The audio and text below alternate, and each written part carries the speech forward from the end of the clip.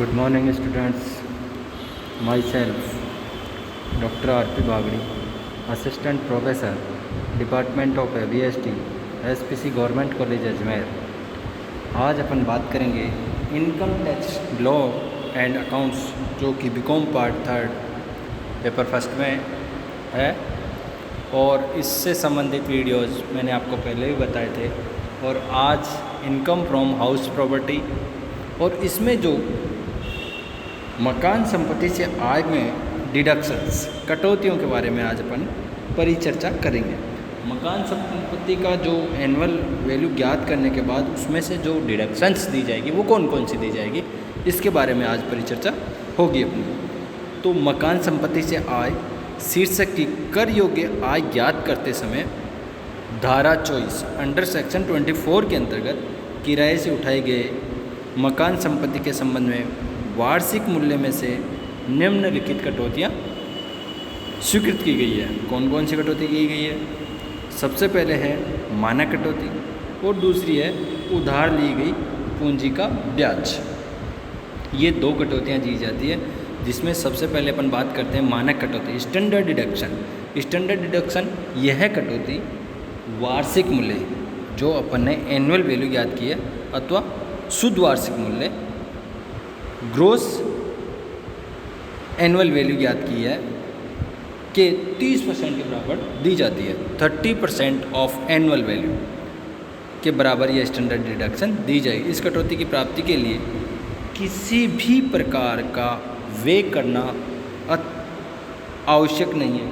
व्यय करे या नहीं करे, ये कटौती, चूँकि ये मानक कटौती है, ये स्टैंडर्ड कटौती है, अतः प्रत्येक दशा में दी जाती है। परंतु यदि किसी मकान संपत्ति का वार्षिक मूल्य शून्य हो, मकान संपत्ति का मूल्य अगर शून्य हो अथवा ऋणात्मक हो, तो यह कटौती नहीं दी जाएगी। कहने का मतलब स्टैंडर्ड डिडक्शन दो परिस्थितियों में नहीं जाएगी, या तो मकान संपत्ति का मूल्य नील हो और या फिर ऋणात्मक हो। तो क्योंकि शून्य का 30% शून्य होता है और ऋणात्मक राशि की मानक कटौती के लिए शून्य माना जाता है, इसलिए स्टैंडर्ड डिडक्शन प्रत्येक स्थिति में दी जाएगी, सिर्फ दो कंडीशंस को छोड़ करके, या तो एनुअल वैल्यू 0 हो और या फिर ऋणात्मक हो, तो ये कटौती नहीं दी जाएगी, अन्यथा ये दी जाएगी। दूसरी कटौती उधार ली गई पूंजी का ब्याज। मकान संपत्ति को बनवाने, मरम्मत करवाने, खरीदने अथवा वृद्धि के लिए कोई रकम उधार ली जाती है तथा उस पर ब्याज दे है, तो ब्याज की रकम कटौती के रूप में स्वीकृत है, चाहे मकान संपत्ति को गिरवी रखा गया है अथवा नहीं। परंतु यदि किसी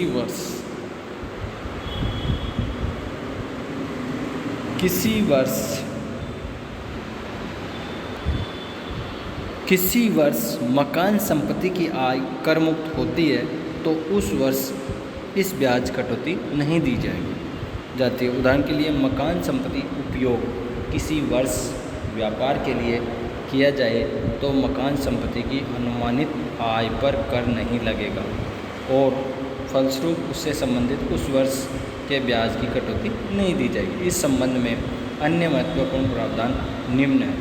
केवल साधारण ब्याज की कटौती दी जाना, साधारण ब्याज की कटौती दी जाएगी, न कि चक्रवृद्धि ब्याज की। यदि करदाता ऐसे ऋण का ब्याज अपने ऋणदाता को समय पर नहीं चुकाता और परिणाम स्वरूप इस ऋण पर चक्रवृद्धि ब्याज देना पड़ता है, तो संपूर्ण ब्याज की कटौती करदाता को नहीं दी जाएगी। ऋण की राशि पर साधारण ब्याज की दर से ज्ञात की गई रकम की छूट दी जाएगी। साधारण रेट से ही इंटरेस्ट की छूट दी जाएगी, चक्रवृद्धि की नहीं दी जाएगी। 100 बातों की एक ही कहानी। ब्याज की कटौती देय होने पर के आधार पर प्रति वर्ष दी जाती है, चाहे इसका उस वर्ष भुगतान किया गया हो अथवा नहीं, प्रत्येक वर्ष में इसकी छूट दी जाएगी। दूसरी है दलाली या कमीशन की कटौती नहीं दी जाना। ऋण लेने के संबंध में दलाली या कमीशन दिया जाता है अथवा अन्य कोई व्यय किया जाता है, तो ऐसी दलाली, कमीशन, अन्य किसी व्यय की कटौती नहीं दी जाएगी। दलाली या कमीशन दिया जाता है ऋण लेने के बदले में, तो इसकी छूट नहीं दी जाएगी। अगली स्थिति है मकान तैयार होने से पूर्व की अवधि के ब्याज की कटौती। मकान तैयार होने के पूर्व अवधि के जो ब्याज की कटौती रहती है, यदि किसी मकान संपत्ति को क्रय करने के लिए अथवा मकान बनवाने के लिए ऋण लिया गया है तथा इस ऋण पर मकान क्रय करने अथवा मकान बनकर तैयार होने वाले गत वर्ष के पहले की अवधि के लिए ब्याज का भुगतान किया गया है, तो ऐसे ब्याज की कटौती 5 समान किस्तों में 5 वर्षों में दी जाएगी। ऐसा नहीं है कि मकान तैयार होने से पूर्व का जितना भी ब्याज होगा उसका एक साथ कटौती नहीं दी जाएगी। उनको 5 हिस्से किए जाएंगे और प्रत्येक वर्ष में एक हिस्से का दिया जाएगा, अर्थात 5 वर्ष तक समान रूप से दी जाएगी। यह कटौती जिस गत वर्ष में मकान क्रय किया गया था अथवा बनवाया गया था उस गत वर्ष से प्रारंभ की जाएगी। यदि किसी मकान का निर्माण कार्य 31 मार्च को पूर्ण होता है तो उस दशा में भी निर्माण की पूर्व अवधि का ब्याज पिछली 31 मार्च तक ही गिना जाएगा। इस वर्ष का संपूर्ण ब्याज एवं किस्त इसी वर्ष कटौती योग्य होगी। यदि ऐसी किसी राशि की कटौती इस अधिनियम की किसी अन्य व्यवस्था के अंतर्गत दे दी जाती है तो उस राशि के संबंध में कटौती नहीं दी जाएगी। अगला पॉइंट है भारत के बाहर ब्याज का भुगतान। भारत के बाहर का मतलब विदेश में, ऑस्ट्रेलिया में किया हो, पाकिस्तान में किया हो या कहीं और कहीं इस ब्याज का भुगतान किया गया है तो क्या होगा। यदि ब्याज का भुगतान भारत के बाहर किया जाता है तथा उसमें से उद्गम स्थान पर कर की कटौती नहीं की जाती एवं प्राप्तकर्ता का भारत में कोई ऐसा प्रतिनिधि भी नहीं है जिससे कर की राशि वसूल की जा सके तो ऐसे ब्याज की कटौती नहीं दी जाएगी। कहने का मतलब यह है कि भारत के बाहर अगर ब्याज का भुगतान किया गया है और उसके उद्गम स्थान पर कटौती TDS नहीं काटा गया है तो ऐसे ब्याज के संबंध में कोई छूट का प्रावधान नहीं होगा, अर्थात ऐसे ब्याज के भुगतान की छूट नहीं दी जाएगी। पुराने ऋणों के भुगतान हेतु लिए गए नए ऋण के ब्याज की कटौती। पुराना ऋण कई बार होता है ना कि पुराना जो ऋण होता है उसका तो भुगतान कर दिया जाता है और नया ऋण ले लिया जाता है तो उसका ब्याज फिर देना पड़ेगा।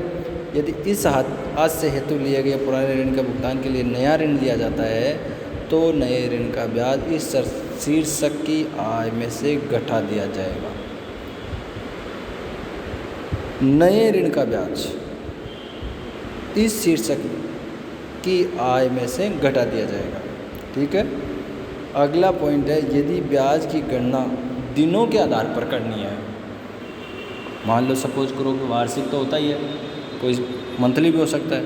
अगर दिनों के आधार पर करनी हो तो ऋण लेने का दिन दिनों की गणना में शामिल होगा, जबकि ऋण भुगतान के दिन की आवश्यकता गणना में शामिल होगा। कुल मिलाकर दोनों में से एक दिन शामिल होगा, लास्ट वाला दिन छोड़ देंगे और लेने वाला दिन शामिल किया जाएगा। जिस गत वर्ष में मकान बनकर तैयार होता है उस गत वर्ष का संपूर्ण ब्याज उसी वर्ष घटा दिया जाएगा तथा पिछले वर्षों की ब्याज की एक किस्त भी इस ब्याज के साथ घटाई जाएगी। किराए पर उठाए गए मकान के संबंध में ब्याज की कटौती के लिए सीमा संबंधी कोई प्रतिबंध नहीं है। जैसे सपोज करो, मैं एक उदाहरण से आपको बता देता हूँ कि Shri Balkrishna, mister Balkrishna took A loan of 30 lakh on 1 October 2017 from a financial institute in Jodhpur. From the construction of house, the loan carries an interest of 15 per annum. The construction is complete on 30 June 2019. The entry loan was outstanding on 31st March 2020, but the interest was outstanding for the period from 1st October 2019 and 31st March 2020. Compute the amount of interest allowable for the assessment year 2020 और 21। कहने का मतलब यह है कि प्रश्न में पूछा क्या है। सबसे पहले श्री बालकृष्ण ने 1 अक्टूबर 2017 को एक वित्तीय संस्था से जोधपुर में भवन निर्माण के लिए 30 लाख रुपए का ऋण लिया, जिस पर 15% की दर से ब्याज दिया। भवन निर्माण का कार्य 30 जून 2019 को पूरा हो गया, तो 30 जून 2019 को पूरा हुआ। 31 मार्च 2020 को संपूर्ण ऋण अदत्त था, परंतु ब्याज 1 अक्टूबर 2019 से 31 मार्च 2020 तक की अवधि का ही अदत्त था। कर निर्धारण वर्ष 2020-21 के लिए स्वीकृत ब्याज की राशि की गणना कीजिए। ये राशि अपन किस प्रकार से ज्ञात करेंगे? कर निर्धारण वर्ष 2020-21 के लिए दो राशियों के योग के बराबर ब्याज की राशि की कटौती स्वीकार्य होगी। इंटरेस्ट, पहली interest for the previous year 2019-20 का इंटरेस्ट कितना होगा? ऑन 30 लाख 15% पर एनम, तो 4.5 लाख रुपये तो ये हो जाएंगे। और दूसरी स्थिति 1/5 of the interest for the period preceding to the previous years in which the house is completed.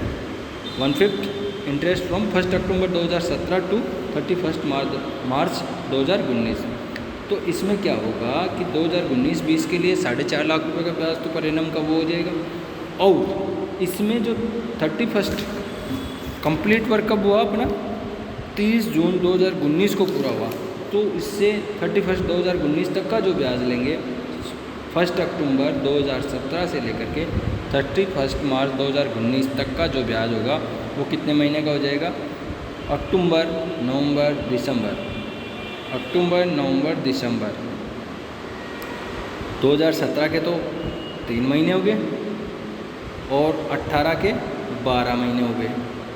3 और 12 15 महीने, और जनवरी, फरवरी, मार्च 19 के 3 महीने हो गए, टोटल हो गया 18 महीने। तो 18 महीने का ब्याज होगा उसका 1/5 लेंगे, तो 30,000 गुणा 15% गुणा 18/12 इंटू 1/5, तो ये आ जाएंगे अपने पास 1,35,000, और 1,35,000 तो ये होगा, और 4,50,000 पर एनम की होगी। जिस गत वर्ष में मकान बनकर तैयार होता है उस गत वर्ष की संपूर्ण अवधि का देय ब्याज उसी गत वर्ष की स्वीकृत कर दिया जाएगा। मकान तैयार होने से पूर्व की अवधि की ब्याज की गणना मकान तैयार होने वाले गत वर्ष के तुरंत पूर्व की 31 मार्च तक की अवधि के लिए ली जाएगी तथा 5 किस्तों में एक किस्त मकान तैयार होने वाले गत वर्ष में स्वीकृत कर दी जाएगी। ब्याज की कटौती देय होने के आधार पर दी जाती है, चाहे भले ही गत वर्ष में ब्याज का भुगतान किया गया हो अथवा नहीं किया गया हो।